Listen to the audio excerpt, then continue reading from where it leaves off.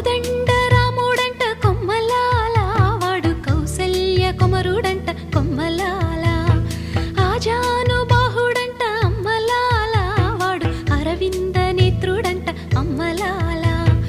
రమణీయలామకు తగ్గ చూడువాడేనని రహదారులన్నీ చెప్పుకోగా విని కళ్యాణ రామయ్యను కన్నులార చూడాలని కలికి సీతమ్మ వేచే గుమ్మ